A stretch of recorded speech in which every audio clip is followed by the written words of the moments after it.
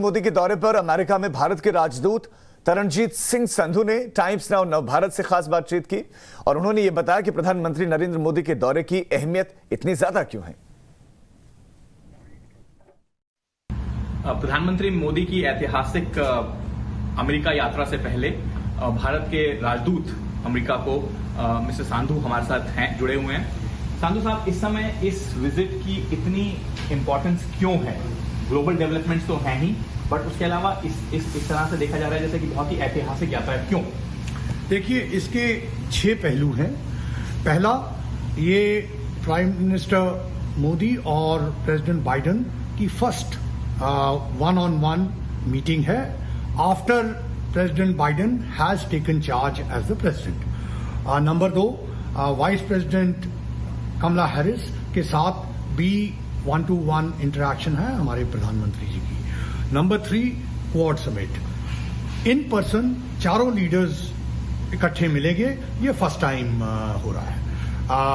4th, प्रधानमंत्री ji industry leaders, selected industry leaders, क्योंकि time बहुत लिमिटेड है, उनको भी मिलेंगे। और 5th, prime minister of Japan और प्राइम मिनिस्टर ऑफ ऑस्ट्रेलिया को भी मिलेंगे। एंड फाइनली लास्ट लेग में यूनाइटेड नेशंस भी जाएंगे। अपने आप में इस तरह से तो ऐतिहासिक हुई संधू साहब, लेकिन ये जो बाकी देश दुनिया भर में डेवलपमेंट इस समय हुए हैं, चाइना का एक्सट्रीम डिसएग्रीमेंट क्वाड से, अफगानिस्तान में तालिबान का राइज और दुनिया भर के देशों में कॉन्सर्नेशन बात को लेकर कि पाकिस्तान ने जिस तरह समर्थन किया, वो तमाम मुद्दे भी कहीं ना कहीं विदेश सचिव ने भी इस तरह इशारा किया था, कहीं ना कहीं तो उभरेंगे इस पूरी बातचीत में। देखिए, विदेश सचिव ने यह भी कहा था कि क्वाड जो है वो किसी थर्ड कंट्री के संबंध में नहीं है।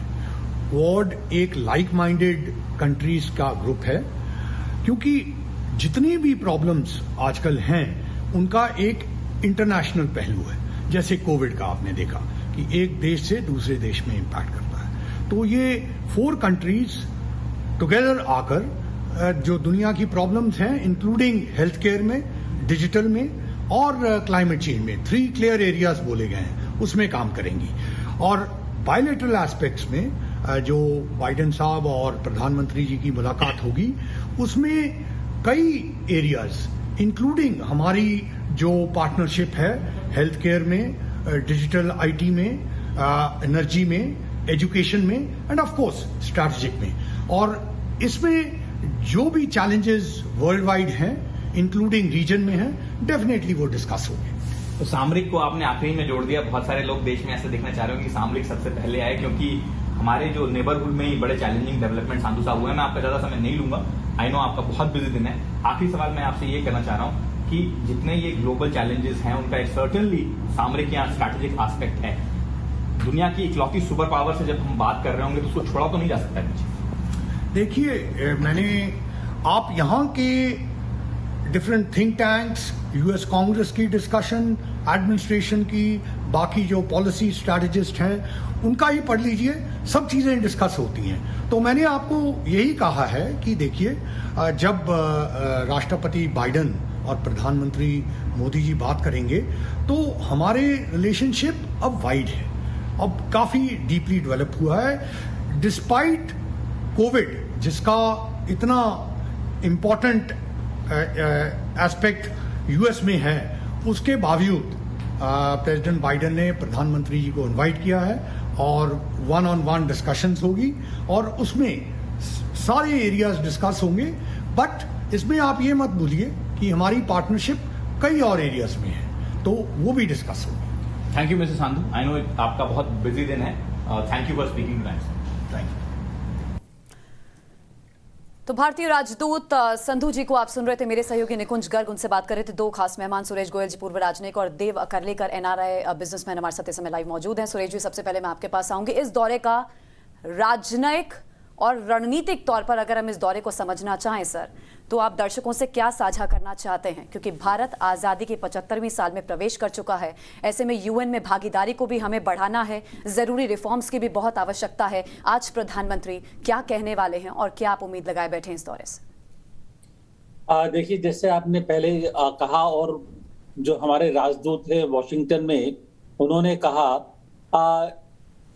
इसका अगर हम सामरिक तौर पर और राजनीतिक कूटनीतिक तौर पर थोड़ा विश्लेषण करें तो कुछ शब्दों में ये कहा जा सकता है कि अपने आप में खाली ये भारत और यूएसए के लिए नहीं, वैश्विक तौर पर भी काफी महत्वपूर्ण दौरा रहेगा ये। क्यों?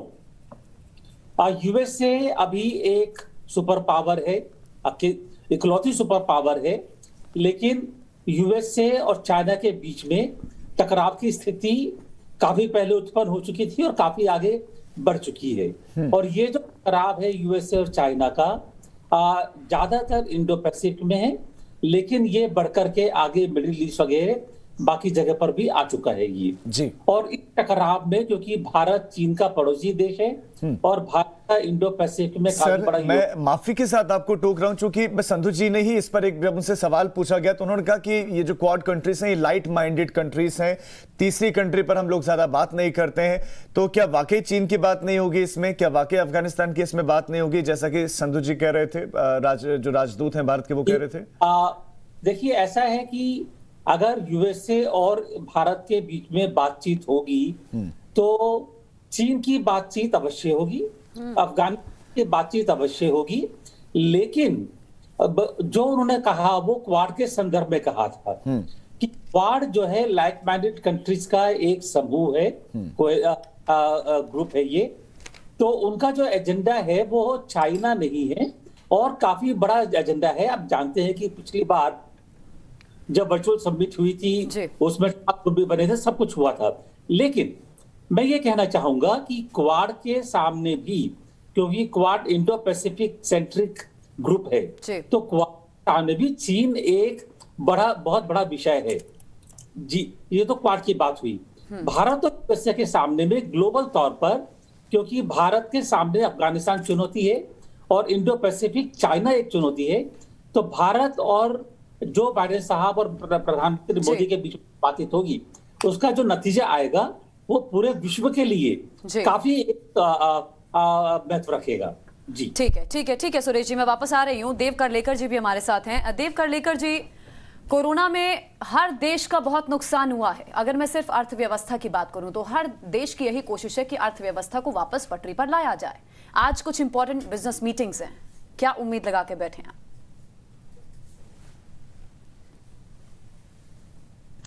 देखिए, मोदी जी ने ऐलान किया था 2 साल पहले भारत को विश्व गुरु और जगत गुरु बनाने की उनकी जो चाह थी, उसमें उन्होंने कहा था कि हम भारत को अगले कुछ सालों में एक 5 ट्रिलियन की इकोनॉमी बनाएंगे।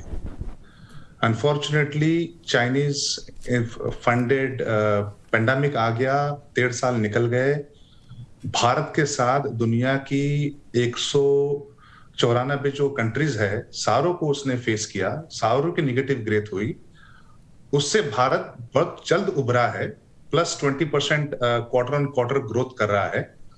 फिलहाल भारत का जो 2.8 ट्रिलियन जीडीपी है, अगर उसको 5 ट्रिलियन पे लेके जाना है तो the big daddy of the world, जैसे अमेरिका कहते हैं, जो महासत्ताक देश, 23 ट्रिलियन की इकोनॉमी है, तो बहुत सारे बायलैटरल ट्रेड, बहुत सारे इन्वेस्टमेंट टाइज, इसके ऊपर मोदी जी का बहुत बड़ा ध्यान होगा। सीईओ समिट भी कर रहे हैं। As we speak, starting tomorrow, he is meeting over 70 CEOs of the Fortune 500 countries in the USA. तो लाइन लगेगी वहां पे लोगों को मोदी जी से मिलने के लिए, and all is gonna talk about investment, ties, bilateral trade. देखिए, योगी जो मोदी जी है ना, वो बड़ा एक दृष्टा नेता है, जहां पे एक सामान्य व्यक्ति की सोच खत्म होती है ना, वहां से मोदी जी की सोच शुरू होती है। तो मोदी जी का आप कहे तो जो एक दृष्टा विजनरी नेता, जिसको डिप्लोमेसी का किंग, और पिछले 2-3 साल में देखे तो डिप्लोमेसी का किंग भारत तक सीमित नहीं रहे हैं। वह एक व्यापक दृष्टि से पूरी दुनिया में एक किंग मेकर की भूमिका बजा रहे हैं, जहां के जो पूरे ever changing global political scenarios है, वहां पे सारों को वो लेकर चल रहे हैं। जो उनका नारा था भारत के लिए कि सबका साथ, सबका विश्वास और सबका विकास, वह मोदी जी सिर्फ भारत तक सीमित नहीं रख रहे। जी, हमारे जो वसुधैव कुटुंबकम की जो व्याख्या है, he is taking it to the finest level. पूरी दुनिया की महाशक्ति जो क्वाड की स्थापना भी है, अगर आप देखें, he is talking for the first time, वह बात कर रहे हैं, चर्चा कर रहे हैं। क्वाड के जो लीडर्स है, एक अमेरिका छोड़ के बाकी सारे लीडर एशिया में हैं। आप जापान को लीजिएगा, ऑस्ट्रेलिया को लीजिएगा, भारत को लीजिएगा, तो वो सारे परेशान है टू द बुली चाइना। जो चाइना एशियन कंट्रीज में उनका जो टैक्टिक्स है, उससे सारे परेशान हैं, इसीलिए ये क्वाड की स्थापना की है। बिल्कुल। और आज चाइना के Xi Ping Jin will be having a sleepless night कि मोदी जी क्वाड के नेता के साथ में मिलकर क्या ठीक है, यानी रणनीति कि आप बनाएंगे। कह रहे हैं कि नींदें उड़ी हुई होंगी शी जिनपिंग की और पाकिस्तान की भी, क्योंकि उसकी निगाहें भी होंगी। सर, आप हमारे साथ बने रहे देव जी, और सुरेश जी आप भी हमारे साथ बने रहे। आपके पास हम लौट रहे हैं क्योंकि